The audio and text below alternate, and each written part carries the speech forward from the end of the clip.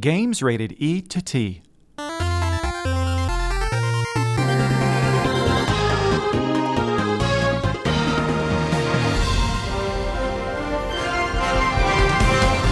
Welcome to Nintendo Power Podcast. This episode, we go bananas for Nintendo's number one ape, Donkey Kong.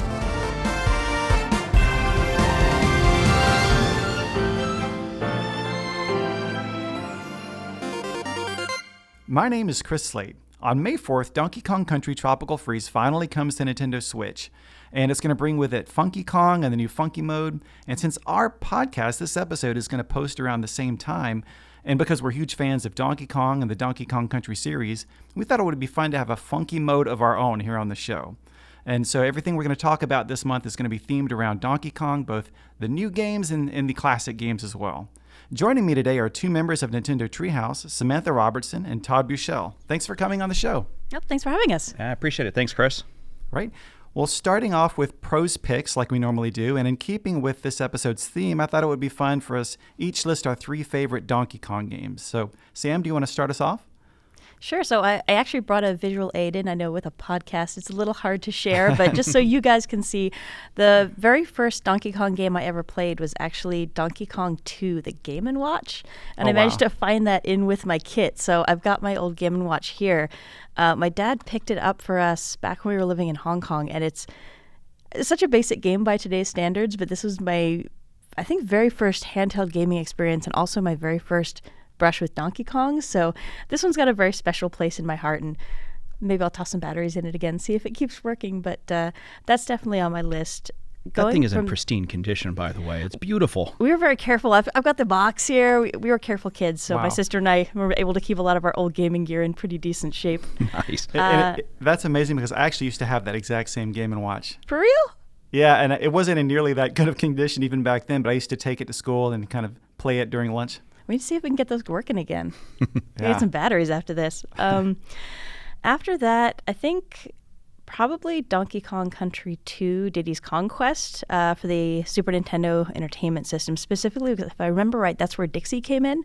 And she is one of my favorite partner Kongs. I really love Dixie, and it was awesome to have her come into the game. So that one's got a special place for me as well. But honestly, I think my favorite is actually Donkey Kong Country Tropical Freeze. I really loved the game back when it came out for the Wii U, and now having a chance to help out with getting it ready to go on Switch. I'm really excited to get more folks into this game. Good list. Can't really find any fault with any of those picks. Todd, how about you? Oh, this is a tough one. Donkey Kong's probably my favorite Nintendo character, so it's kind of like having to choose your favorite child. But I think maybe at the bottom of the list, I'll start with Donkey Kong Jungle Beat. I really loved how the unique controls using the bongos and just it felt like a Donkey Kong Country game, but it was a great little twist. Yeah, that's a real hidden gem. I think a lot of people overlook that game. Yeah, no, and I loved it when it came out again on Wii as well. And then for Donkey Kong Country Returns would be my second.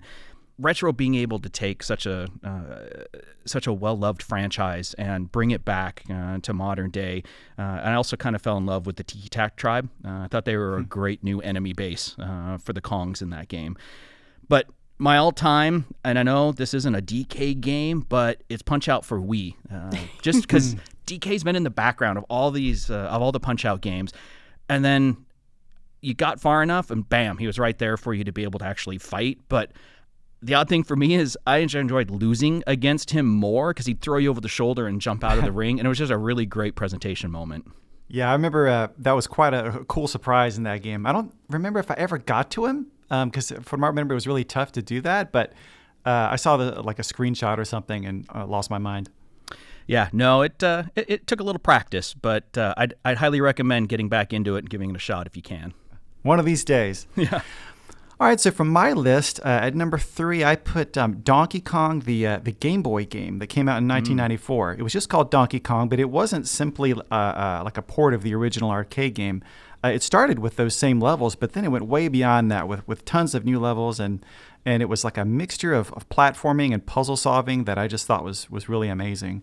And then at number 2, I've got Donkey Kong Country Tropical Freeze, which honestly probably is, if I was going to play any of the Donkey Kong games, is the one I would want to play the most.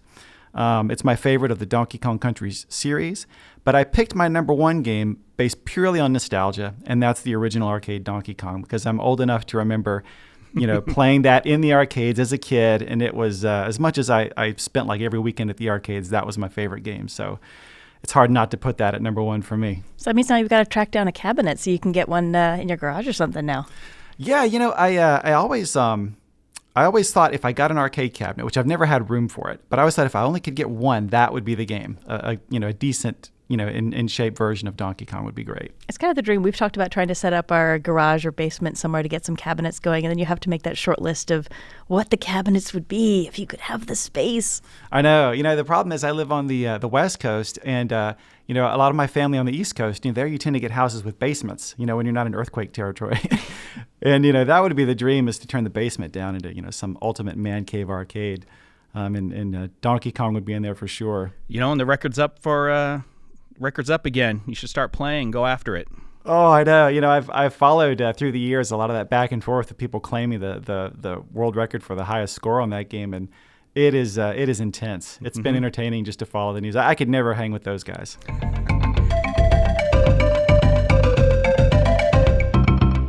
Next I thought we would go to Warp Zone, which is the quiz we have just about every episode, but this time we want to do it a little bit differently.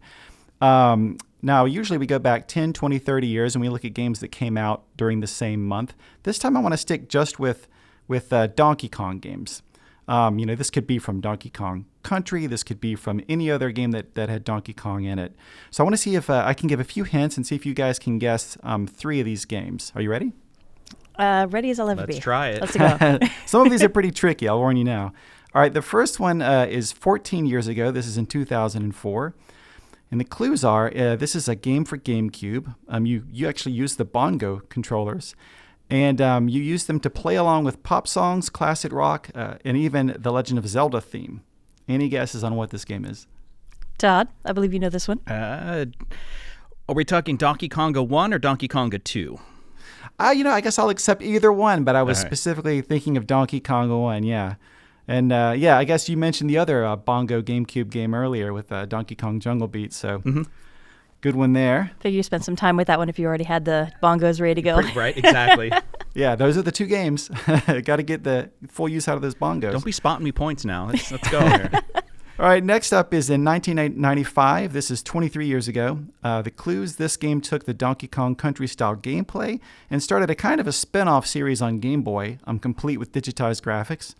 And also it came in a banana yellow cartridge. Any guesses on what this is?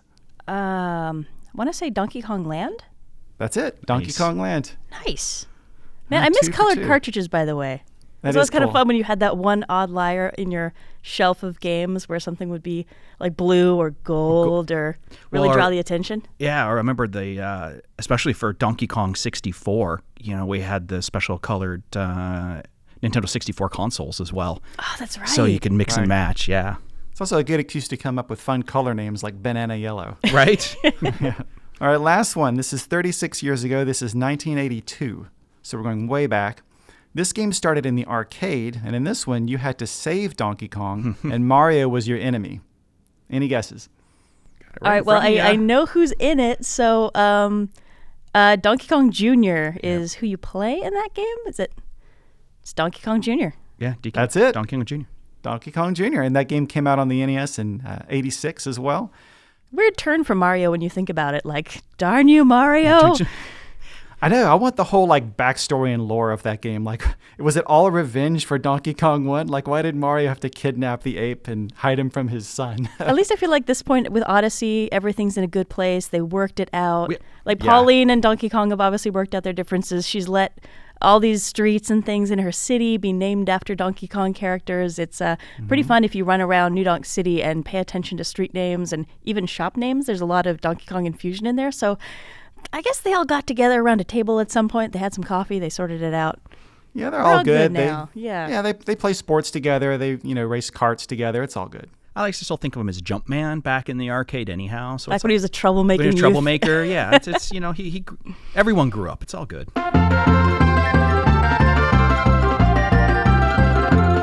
All All right, well, next up we have Player's Pulse. Now, for this edition, we asked for listeners' questions through Twitter, specifically regarding Donkey Kong. And the first one comes from Mark Ward, and he asks, considering the basic mechanics of Donkey Kong and 2D Mario games are the same, basically you run right, jump on platforms, jump on enemies, etc., what approach is taken to ensure that a Donkey Kong Country game feels different than a Mario game? Big question. Yeah. I don't know that we could necessarily speak fully to the approach that the developers take, but one thing that comes to my mind is I think that jumping and doing all those actions feels quite a bit different in the Donkey Kong Country games. Wouldn't you say?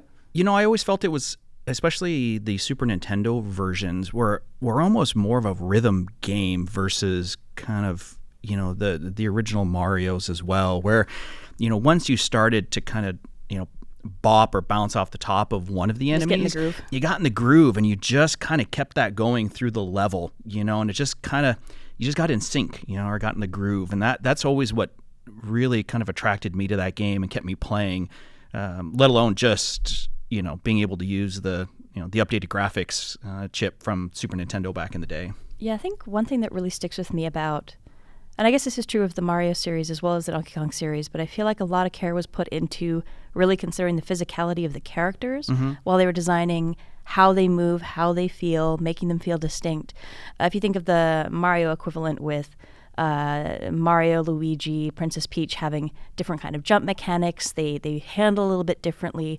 You get a different kind of sense of weight almost and dexterity as you're playing them. And I think that's something that you've got in the Donkey Kong series as well, especially looking at, you know, what Retro's done in the more recent installments.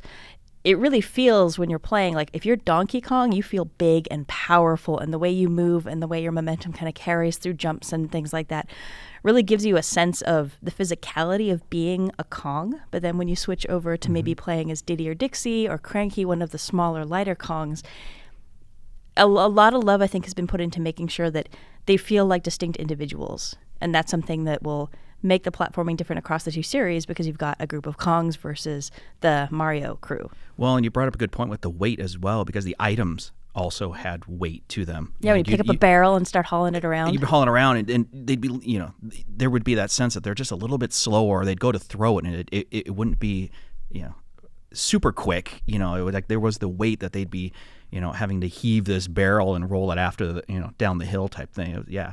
Yeah, I think that's something that I always felt when I controlled Donkey Kong is he feels heavy to me. And then, like you touched on, whether you're riding on the back of a rhinoceros or doing the minecart levels or, you know, shooting from barrel to barrel, there's all these different, you know, distinctive elements that make a Donkey Kong Country game feel unique. Yeah, especially with Donkey Kong Country Returns and Donkey Kong Country Tropical Freeze, where each of the Kongs, is, you know, Sam, you pointed out, they have their special abilities.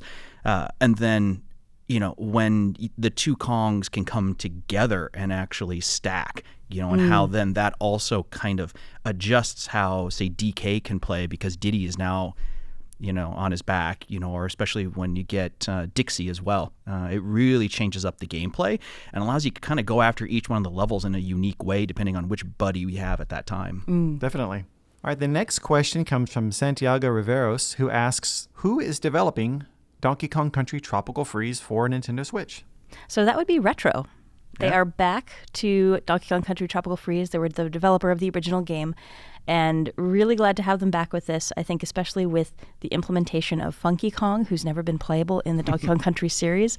It's really great to have them back to really make sure he feels like a unique and distinct Kong. And I think they've done a really fantastic job of that. When you jump into the gameplay, he's not a reskinned Donkey Kong. He doesn't feel at all like Donkey or handle like the other Kongs.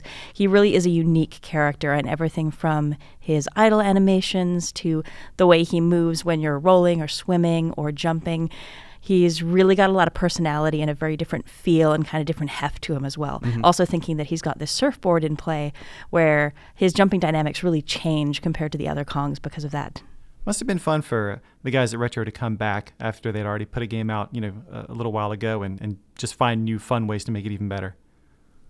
Well, and it works really well on Nintendo Switch as well. The let alone the beautiful graphics. Nothing's changed there, but the portability, and also we could just sit here on an airplane, and I could just hand Sam a Joy-Con, and we can start playing very, very quickly in a 2-player mode as well. It's seamless, and it really feels good to play on Nintendo Switch. Okay, now we get a question from Meme, who asks, who are your favorite Kongs? Also, what is your favorite boss from the Donkey Kong Country games? Sounds like some tough decisions to be made here. So Kongs first, I guess. We'll do Kongs and then bosses. We're back to picking our favorite children yet again. What's with these questions? I already said Dixie. I've got a real soft spot for Dixie. As a partner Kong, I love her moveset. She's just so incredibly useful. And she's just a lot of fun. I really like her as this fun, sassy character who just adds so much to the gameplay. And it's really nice to get access, especially to her kind of hovering ponytail move. And yeah, fantastic underwater skills as well. So I really dig her, but I actually am a big fan of Funky. I've always enjoyed the character and the design, and it was so fun to find out that he was going to be a playable character in the Donkey Kong Country series finally, because he's always had tangential roles and he's been playable in other games across the Donkey Kong universe. But to actually have him playable in Country is really fun, and as soon as I got my hands on him, I'm honestly really excited to see how speedrunners handle him, because he's a race car if you handle him properly. He's really fun, and he shaves a lot of time off if you know exactly how you're executing through a level. So I think we're going to see some really impressive new speedrun times come out of using Funky, but he's just fun to watch. Everything from his idle animations and just the personality he brings to the game, he's just really fun to play as. Yeah, he's... I wanted to choose Funky. You can choose Funky too. No, I can't. Aww. Because I've got to go with probably one of the most, underappreciated Kongs, which is Kitty from Donkey Kong Country 3. Oh. Yeah. So back in the day, I actually was lucky enough to be a product tester, and that was one of the first games that I tested from start to finish. And so I actually, back then, I don't think we really referred to it as speed running, but that was my role, was to beat the game and find out, okay, what's new, 100% it, can it be done or not, so we could, we could get on with what we needed to do to complete the game. And between Kitty and Dixie, those two, being able to 100% the game and look around and everyone's like, how'd you do that? Because Kitty at that point hit a new role. That was his kind of his key move. And so if you could time it right, you could just continue that role and have it go throughout the whole level. And he could knock over enemies, bounce across water. It was awesome, because everyone's just kind of looking at like, I didn't know you could do that with them. Man, I'm going to talk to you later about your behind-the-scenes testing experience on that. That's cool. Maybe a little bit too much. Well, for me, I don't know, maybe this is a bit of a boring choice, but if I had to pick one Kong, it's got to be Donkey Kong, because he's the original. He's, like I said, I fell in love with the original arcade game. But Funky Kong gets an honorable mention, and I've mentioned on the show before, he's a Kong that I, for whatever reason, didn't initially take to, but by the time he appeared in Mario Kart Wii, and he was just like so, outrageously funky, I really started to like the character, so I was really happy to see him show up as a playable character in Donkey Kong Country Tropical Freeze. Now, what about bosses? Do you guys remember a specific boss in any of the games that really stood out to you? I love Squidicus from Donkey Kong Country Returns, but I know he's not really a boss, but the massive squid that was kind of behind in Stormy Shores, and then you'd interact with him. He's also returned in Donkey Kong Country Tropical Freeze as well, but just, I don't know, there was something about how it was new and fresh of how, for a Donkey Kong game, that you'd be interacting with this character in the background, plus just the fact, he had all 8 legs just trying to stop your path, and you had to kind of really think it through. But I guess if we had to go with a boss, I'm going to be sticking with Donkey Kong Country Returns, Bashmaster. Yep. Loved Bashmaster. Sorry, Tropical Freeze. Let me change that up here. Not Returns. My bad on that one. Bashmaster. It's something with a polar bear and a big hammer. And every time he'd fall in the water, he comes back up. You could just see he didn't want to be, fighting. He wanted his popsicle, and that was his whole angst. It was just fun to see. I was going to say that. I love that the whole fight starts essentially because you make him drop his popsicle. Yeah. It's funny. I just heard Bashmaster, and yeah, he's on my list as well. I love during that boss fight, you keep knocking him into the giant juice pool that you guys are floating in as you're battling. And as you go, and he gets plunked in there over and over and over again. Redder and he starts redder. coming out like his fur is getting dyed with juice, and he's, design-wise, he's really, really awesome. Thinking of others, I always liked Ninja Kong's design. Actually, from Donkey Kong Jungle Beat. I think he just looks really, really cool. And I feel like we got to throw a little bit of love out to the Kremlings, too, because they... Yeah, absolutely, those guys. And this may be because I just replayed this boss the other night, but the one I would pick is Scowl, who was the second boss in Donkey Kong Country Tropical Freeze. And he's... a lot of the bosses in this game, or in the series, really are quite... the fights are quite long, and they're kind of phased.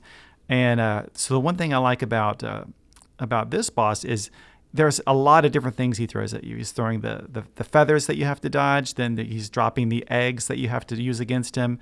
Then he's like got the little guys dive bombing you. So I just like how he keeps changing things up and really keeps you on your toes.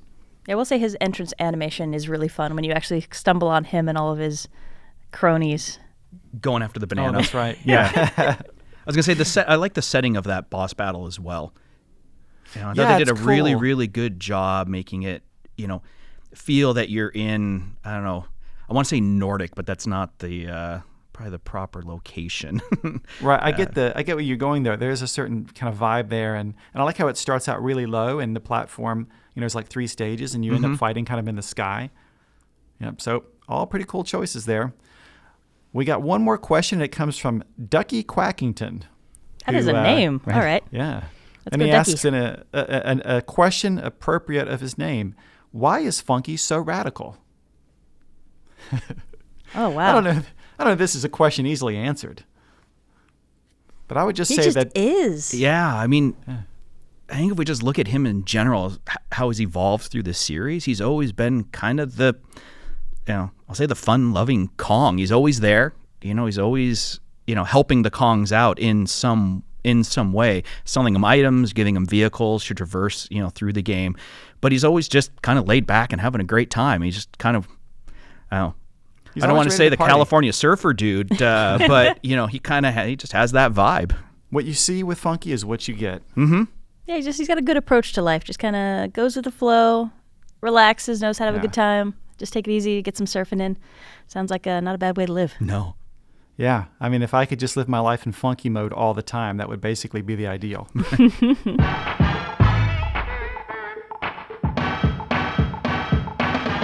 All right, well, thanks again for sending in all those questions. And now we're going to move on to game forecast. I'm going to quickly run through some of the notable new games coming out this month, just to make sure everyone keeps these in mind. For Nintendo Switch, we have Battle Chasers Night War on May 15th, Hyrule Warriors Definitive Edition on May 18th, Little Nightmares Complete Edition on May 18th, Runner 3 on May 22nd, Mega Man Legacy Collection 1 and 2 on May 22nd, and Street Fighter 30th Anniversary Collection on May 29th, and Just Shapes and Beats on May 31st. And then for Nintendo 3DS, we have Dylan's Dead Heat Breakers on May 24th. Actually, there's a lot on this list that kind of pops off to me. Is there anything there that you guys are particularly keeping your eye on? Yeah, I'm looking forward. I love Dylan's Rolling Western, so I want to see how the new one's coming together when it comes. Hyrule Warriors is another one that I wanted to spend more time with, and I think coming back to the Switch, I can jump back in. And if I can take it with me on the go, maybe a little bit more of a chance to get through everything and try to 100%. That was what I loved about Fire Emblem. Same thing, being able to take that on the go, since it's such a involving game. I thought, I could just sit down and play it. I'm like, nope. Now I'm trying to collect every character, unlock everything I can. So it's a fun one as well for that reason. I've always had this dream that will probably never be realized, that I would one day become great at Street Fighter 3. So I'm maybe going to finally give it another shot here with the 30th Anniversary Collection. Good luck. Look me up. We can play online together. Right. Yeah. One of these days I'll master that parry timing. That's right.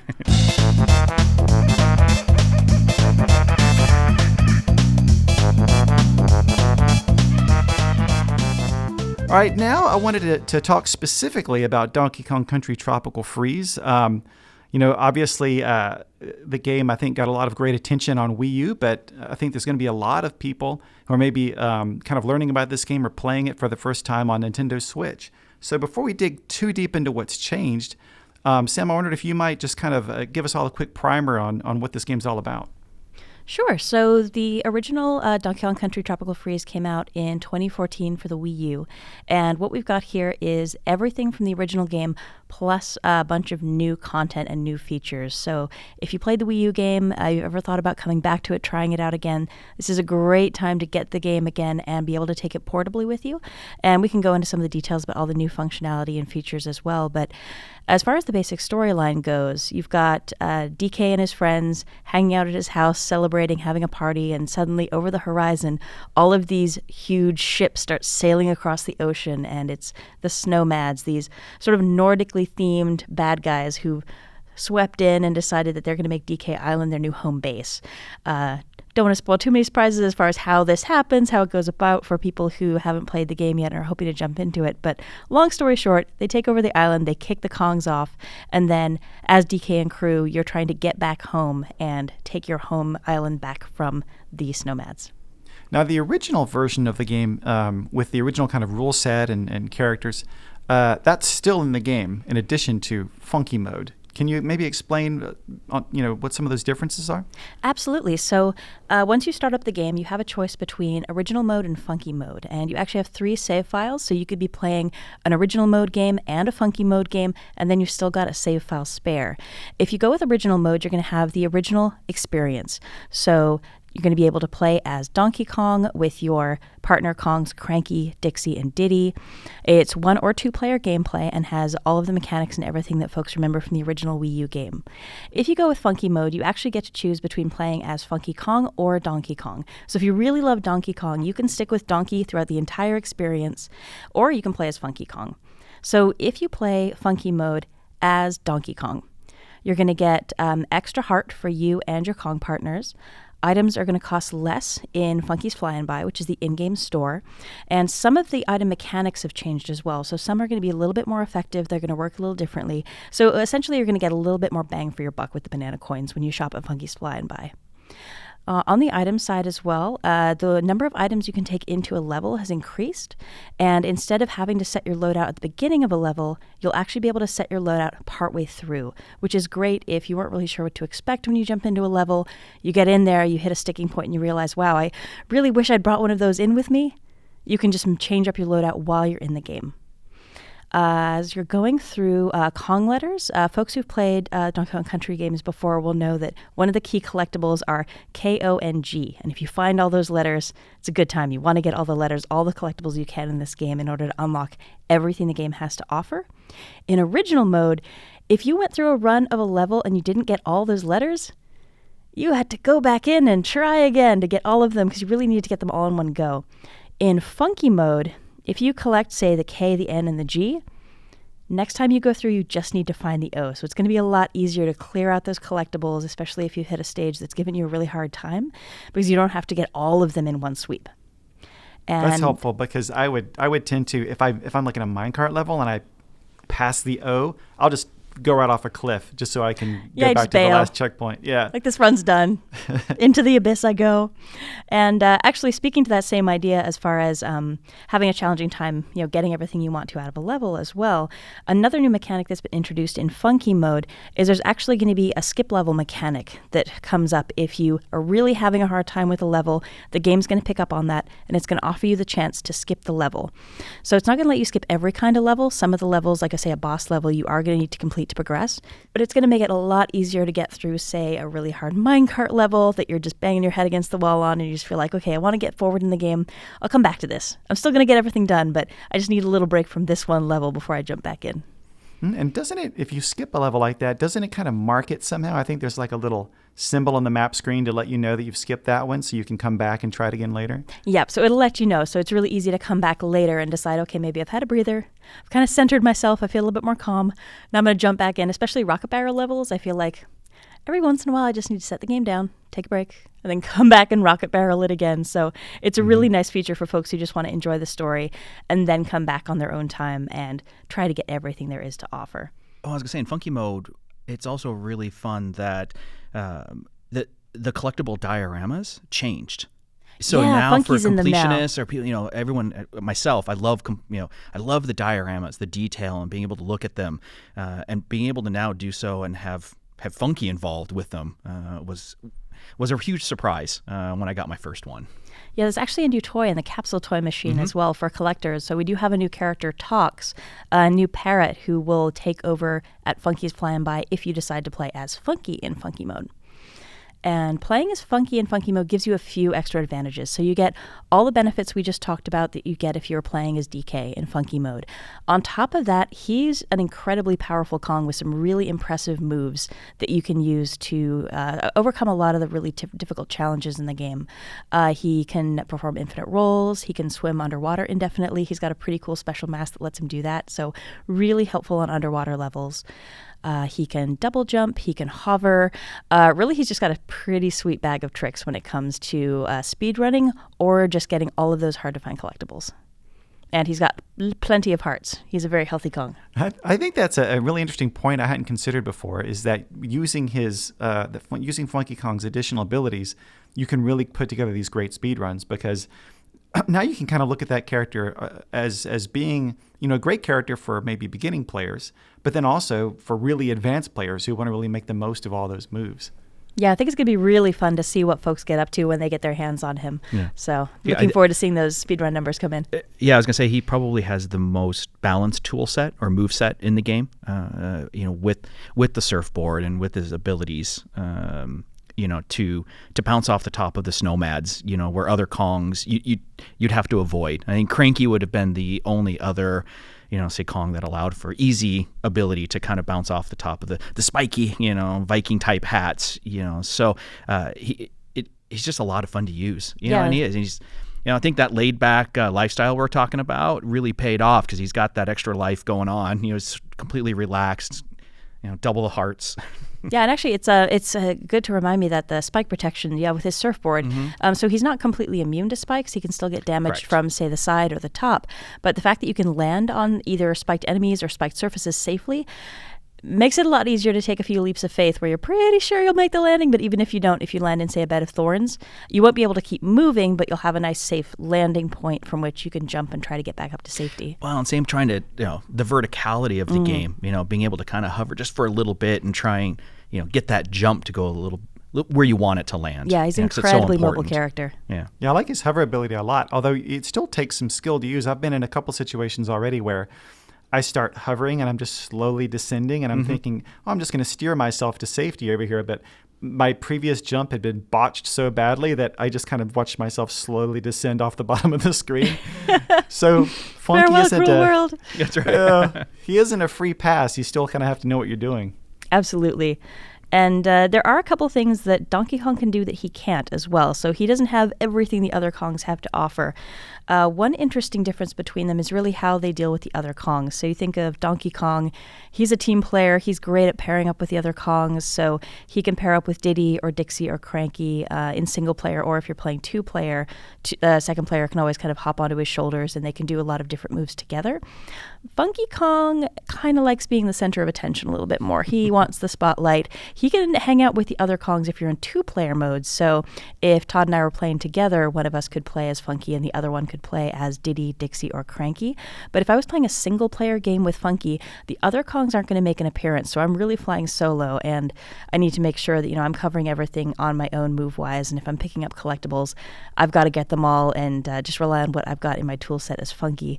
And Funky, as a result of not being able to pair up with those other Kongs, can't do Kong Pows, which are incredibly powerful moves, really helpful, where if Donkey Kong's paired up with one of the others, they can execute this special move and turn all the enemies on screen. Well, most of the enemies, I say. Some of the enemies won't work on this, but a lot of enemies into very useful items. So that's a really nice boost that Donkey Kong can take advantage of that Funky Kong won't be able to. I've got to use that move more. For some reason, I always kind of forget that it's there, and then I see that I'm all charged up and realize I could have made things a little bit easier on myself. Yeah, it's really great. I think so with Diddy Kong, if you do the Kong Pow, enemies turn into red balloons.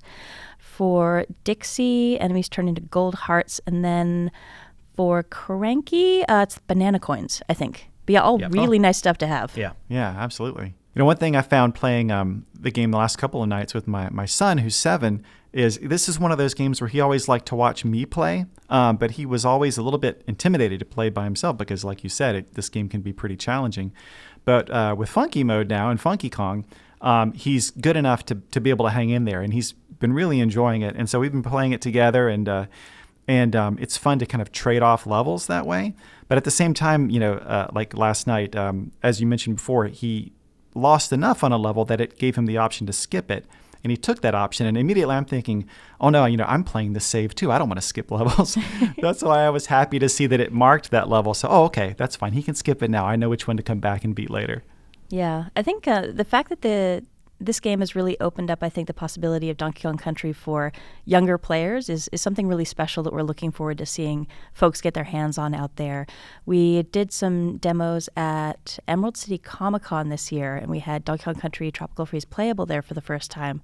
And it was really great to see all these families come by where you had parents who remember Donkey Kong from their childhoods, and maybe their experience was, in an arcade, or it was with a Nintendo or a Super Nintendo, and maybe they'd gotten out of gaming for a bit, they hadn't played for a while, but then they see this character they have such a relationship with from their childhood, and they're there with their kids, and then they have a game they can get their kids into as well. And watching this kind of multi-generational Donkey Kong play go on in the booth was really special, and especially seeing, these really young kids who are getting into it, and there's motion controls are an option for doing, say, a ground pound, and watching these kids get really excited because they had their Joy-Con controller and they're actually they're making the move to do a ground pound and getting to feel like a big, powerful Kong. But it was really, really fun to see how kids were able to suddenly jump into this game that, generally speaking, I think has been thought of as a more challenging core experience that's was originally maybe just a little too difficult for folks to be able to share with their younger family members. But I'm hoping it'll be a good family game. I'm really glad to hear your son's enjoying it. Yeah, we've really been enjoying it together. And like you said, it's opened up the game to a different audience. But at the same time, if you want that original challenging experience, it's still there. I've got a second save going so that when my son goes to sleep, I'm playing original mode with Donkey Kong, and I'm trying to, find everything myself without even having to, get any hints or things like that. So you can play it both ways. Oh, yeah. And if you really want to suffer, Time Attack is still there. Hard mode's still there. And it's separate for both original and funky modes. So if you really want to push yourself, go hard mode, original, and good luck. Godspeed to you. Yeah, you got to show us that save file with the 200%. Whew. Yeah. Wow. Yeah, I'm most intimidated by the Time Attack runs. Even going back to Donkey Kong Country Returns, those were just the toughest. But I'll hang in there. If I can eventually get to Donkey Kong in Punch Out on Wii, then one of these days I'll also master these time runs. There you go. You know what? Actually, I think that the 200% in the Donkey Kong Country series games will be a little bit easier than getting to Donkey Kong and Punch Out. It's quite a try. It's quite a trial, I'm going to tell you. So I definitely stick with Tropical Freeze. Well, Sam and Todd, thanks so much for getting funky with me today here on the podcast. Oh, no worries. My pleasure. Yeah, thanks for inviting us. Well, that's it for another episode of Nintendo Power Podcast. Once again, I'd like to thank our guests, Samantha Robertson and Todd Buechele. If you have any comments or maybe some questions you'd like us to consider answering on the show, you can always email us at nintendopowerpodcast@noa.nintendo.com. Also, if you can leave us a review, we really appreciate that. And be sure to subscribe so you always get the new episodes as soon as they're ready. Thanks for listening, and keep playing with power.